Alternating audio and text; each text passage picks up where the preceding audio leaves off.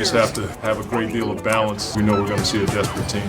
Jackson goes hard and throws it down. A near perfect start for the Clippers. Poised right now. We just got to stay the course. Three-pointer. Bang! George on the pull-up. Nails a three. Oh, George rolling. Throws it down with authority. That's just who we are. Fight. We scrappy. The most important thing, we do it together. Paul George was tremendous last night, leading the Clippers to victory, avoiding elimination, a career-high 41. He was unbelievably efficient, 15 of 20 from the floor. Prior to that, he'd been averaging under 21 points in postseason elimination games. I've said it repeatedly this morning, that this felt like a legacy reshaping kind of performance. So we thought we'd have a little fun. My Uncle Seth, no relation, has been with us all morning long, the football crew here. So if Paul George is kind of rewriting his legacy, who is the NFL version of him? Diana, I'll start with you. Who is that person, the Paul George in the National Football League in your view? Diana. Well, I look at it as Paul George is in a situation where we all know he's really good, but obviously after last night's performance, he's great, right? So who in the NFL is like that? To me, we talked about him already on the show. To me, it's Dak Prescott, right? Because 5 years he's been playing. He obviously was injured last year. One playoff win, though. And I think most people, not even think, I'll actually even allude to just conversations I have around the league. Coaches, players know Dak Prescott can play, and he's a great quarterback. But he needs to win. He needs to win for us to consider him and put him in the conversations that we have with, let's say, Russell Wilson, Aaron Rodgers, Tom Brady, Patrick Mahomes. Getting over that hump will put Dak Prescott into that conversation. That's what he needs. Will reshape his legacy. I like that call. D. Wood, how about you? Who, as you watched Paul George last night, which player in the NFL does it make you think of? I'm going to go with Ryan Tannehill. You know, Ryan Tannehill, since he's moved over from Miami to Tennessee, he's actually been one of the best quarterbacks in the National Football League. He's put up some really, really eye-popping numbers, and some of his numbers actually eclipse Patrick Mahomes. You know, but it just seems like people don't give him the credit that he deserves, obviously with Derrick Henry in the backfield. So I think if Ryan Tannehill can take that next step in the postseason and have those type of moments in the postseason, I think people will start looking at Ryan Tannehill like, not only is this dude a good, he's not just a good quarterback, he's a great quarterback. That's a really interesting comparison. Yeah. They bring in Julio Jones. Let's see what he is this year. Mike Tannenbaum, I'm coming to you next. You're a person who made your living assessing people and players and talent. Who's the Paul George of the NFL? It's Carson Wentz. 2017, he's the guy, much the way Kawhi Leonard's the guy for the Clippers. Carson Wentz gets hurt. Nick Foles wins the Super Bowl. The rest is history. Carson Wentz is a really good player. Indy has risked their future tying themselves to Wentz, but Wentz has to win the big one for him to be viewed as a great quarterback, much the way Diana enumerated that list earlier. So to me, unless Wentz can take that next step, like what we saw Paul George do last night, we're going to say that Carson Wentz was a good player, but there's no greatness to his resume. And I think what we saw with Paul George last night was greatness, and we haven't seen that with Wentz yet. I like that comparison. Seth, how about you? You're a football fan. What do you think? Who's the after what Paul George did last night, who's the PG-13 of the NFL? I'm going to go with Diana. I think it's Dak Prescott. Let's look. Great leadership, toughness, unbelievable in the locker room. He just got a bag of money, an absolute bag of money. You're giving the dude a bag of money. You know what you got to do? You got to produce, not in the regular season. You've got to produce in the playoffs. You've got to take this team. I don't want to hear about the defense. I don't want to hear about, the things that they can't do. If you're as good as people say you are, all right, you've got to make a deep run in the playoffs, and you've got to get to the Super Bowl and win a game. I mean, that's just the way it is. And Dak Prescott, he's got every intangible, great leader, tremendous skill, fiercely competitive, and a bag of money. To me, I like it. Got to get it done. And quickly on that, because, again, it was the performance of the night and the performance of his life, but do they have to win the series for it to stick? Which is to say, if the Clippers wind up getting bounced out here in either game 6 or 7, Seth, does it kind of fade away into the ether, the performance of Paul George last night, or does it stick to him regardless? It's social media. If he has a bad game tomorrow, it's all over. Forget about it. But the deal is, this dude is for real. He's 6'9". He can make plays. He can make shots. He rebounds the ball. He defends. But no, look, the world we live in the culture of media and evaluating players, If he has a bad game tomorrow, it's over. But I think for people that really look and see how talented this guy is, no Kawhi Leonard. He's taken this team to this point. Pretty impressive. Absolutely. All right, it's a good little discussion. I liked it. Meanwhile, I can run the floor here with a bunch of other notes. There's a lot of basketball stuff going on in the Eastern Conference. MRI on the sprained right ankle of Trae Young revealed a bone bruise in his foot. He's listed as questionable for tonight against the Bucks. He's averaging 30 points a game in the postseason. Quite simply, he is the engine that makes that team go. That is critical. Elsewhere, Ben Simmons has informed the Australian Olympic team he will not participate in the games in Tokyo. Sources had told our Brian Windhorst last week that Simmons was doubtful to play because he planned to focus on skill development after what was a disappointing postseason. Team USA officials, meanwhile, announced their men's basketball roster for Tokyo, and it's led by two-time Finals MVP Kevin Durant. The U.S. led by head coach Greg Popovich, looking for its fourth consecutive gold in Olympic play. And the official roster has been released. And again, we've got Durant on there. We've got Devin Booker on there. We got Chris Middleton, Damian Lillard, Jason Tatum. Again, looking for a fourth consecutive gold medal. Promoting the book, some liquor. He might have had a couple of sips of that liquor. I knew you was about to say that, though. I knew you was about to say you must be drinking that liquor. Hey, it's brown liquor, too. You know how you get some of that brown liquor and you just start talking? So you heard some of the things that he was talking about. Now, listen, he sat down with GQ, and that article was published last week. He was asked why he refused to go into that playoff game back in 1994 against the Knicks after Phil Jackson had called to play for Tony Kukoc, right? Mm-hmm. To take the final shot. So I want you to take a look at what Scottie Pippen said in the article. He said, quote, "I don't think it's a mystery. You need to read between the fine lines. It was my first year playing without Michael Jordan. Why wouldn't I be taking the last shot? I have been through all the ups and downs, the battles with the Pistons, and now you're going to insult me and tell me to take me out? I thought it was a pretty low blow. I felt like it was an opportunity to give Kukoc a rise. It was a racial move to give him a rise. After all that I've been through with this organization, now you're going to tell me, take the ball out, throw it to Tony Kukoc? You're insulting me. That's how I felt," end quote. So, Pippen was on the Dan Patrick Show, right? And he was asked about where he made the comment, a racial, and to give him a rise. And so listen to Scottie Pippen's answer to that. But have you talked to Phil about this? Because by saying a racial move, then you're calling Phil a racist. I don't got a problem with that. Do you think Phil was or is? Oh, yeah. I mean, do you remember Phil Jackson left the Lakers, wrote a book on Kobe Bryant, and then came back and coached him? I mean, who would do that? You name someone in professional sports that would do that. I think he tried to expose Kobe in a way that he shouldn't have. You're the head coach, and you're the guy that sits in the locker room and tells the players, this is a circle, and everything stays within the circle, because that's what team is about. But you as the head coach, open it up. And now you go out and you try to belittle, at that time, probably one of the greatest players in the game. So that was Scottie's take on that. Now, I know Dan Patrick in that interview said, do you think Phil was being disloyal, not racist? And Pippen basically responded back to him. He's like, hey, that's how you see it. I see it differently. What did you think about when you saw and heard all of that? Because it's a lot. It's a lot. What I would say, though, Brian, is I wasn't inside those locker rooms. Right. I wasn't around the Bulls. Yeah. Scottie was. Mm-hmm.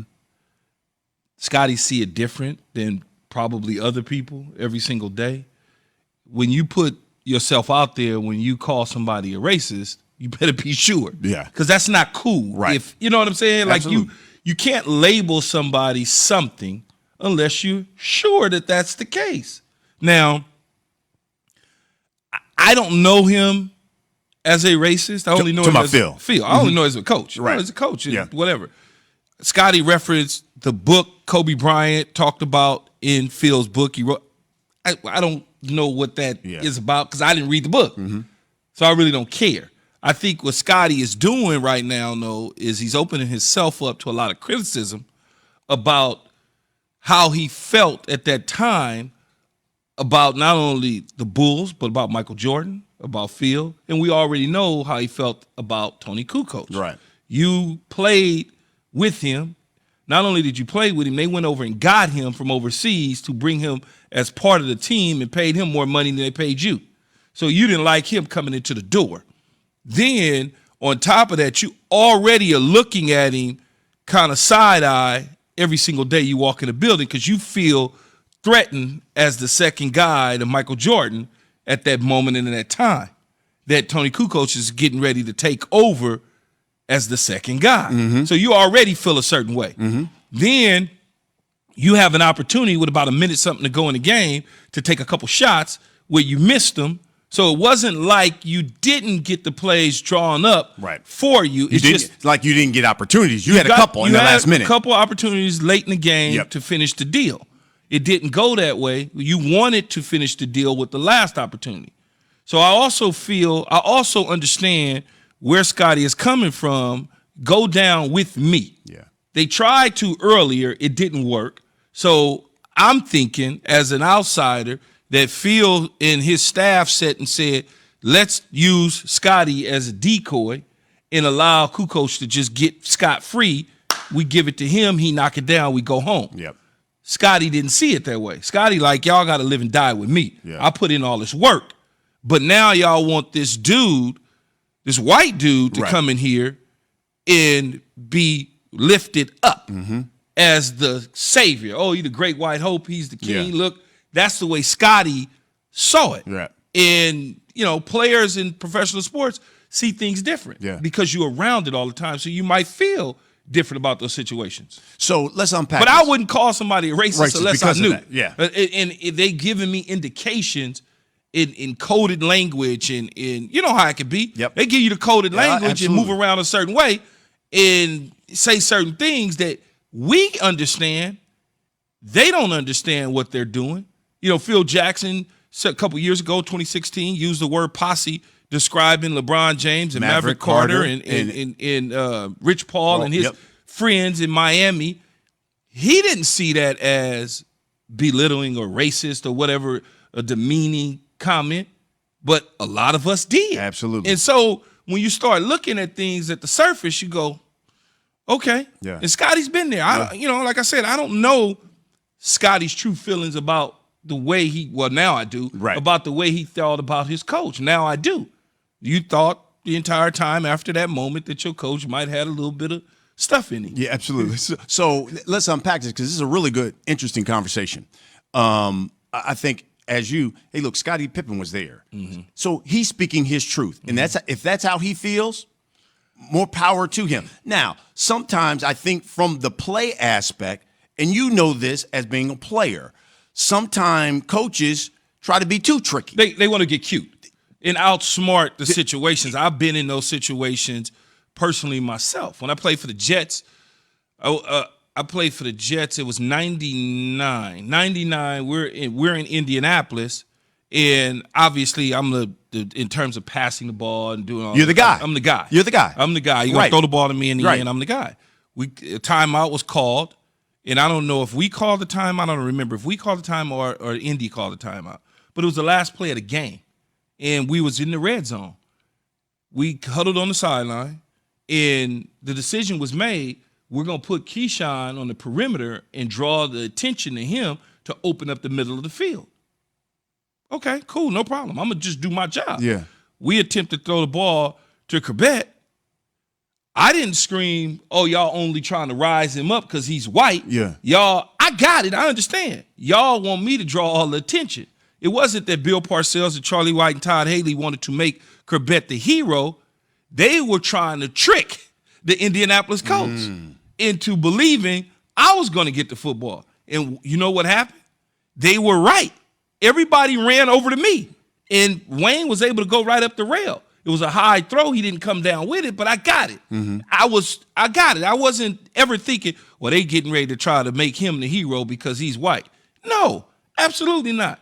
They outsmarted themselves in the end because the play ultimately worked, but we didn't finish the deal. Or you go to Seattle, perfect situation of rising a player Super up. Bowl.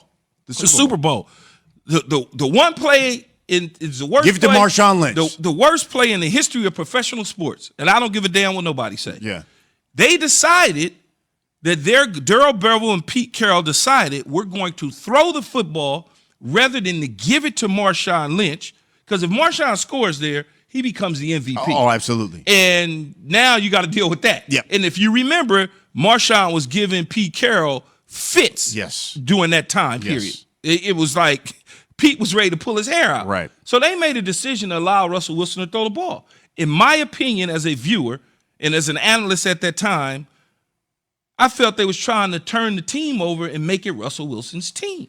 He throws a touchdown. Guess who gets the MVP? Russell Wilson. So there was a decision to be made to outsmart themselves.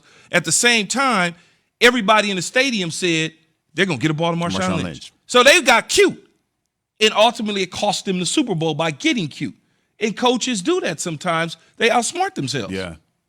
And this could be the case in Phil Jackson, although Tony Kukoc did hit the shot. So in the end, it didn't feel good to Scotty. Yeah. And now this is an opportunity. I don't know how many years ago it was, but this is an opportunity now for Scotty to fire back at the coach. Yeah. And so that's one thing when you're talking about rising a player up. The other thing, and I think you hit on it really well. Listen, Phil Jackson, for the longest time, had that reputation of having that air of being better than thou and just saying whatever the hell he wanted to say. And he's always been like that. And you hit it. When he made that comment about a posse, and when he was referring to LeBron and LeBron, Maverick, Rich Paul, all of those guys came out. And I even remember, and I had to even go look it up. LeBron said, and this was from Maverick Carter, he said, it's the word posse and the characterization I take offense to. This is Maverick Carter. If he would have said LeBron and his agent, if he would have said LeBron and his business partner, LeBron and his friends, that's one thing. But yet when you're young and you black and you use that word, excuse me, we're grown men, end quote. And you're right. Maybe Phil has a cultural implicit bias. Maybe he is culturally insensitive. Those are dog whistles and code words for us. And it's not necessarily racist, but maybe insensitive. I wouldn't describe the word posse as racist. What I would call it as is uninformed when you are using it in the form in which he did toward successful black businessmen. Because you certainly are going to call, one of these actors who run around with friends all the time. You're not going to call his business partners and agents and managers posses. Yeah. You're going to say his business partners. Right. You're not going to call them handlers. Right. You're not going to do those things. It's how you describe somebody in your choice of words. And I think Phil has made that mistake in the past, and maybe he's learned from it or not. I don't know. But, it makes people wonder. It just makes people wonder. And people are going to wonder. Because when you look at it, it's all about the people you surround yourself with. Who are your friends? Like, what type of friend? Yes, you may have a white friend here, a black friend there, a couple of them, a handful of them here and there. It's all about who your peers are, who you deal with, who you grow up with, all of those things. Yes, you may have a black coach on your staff.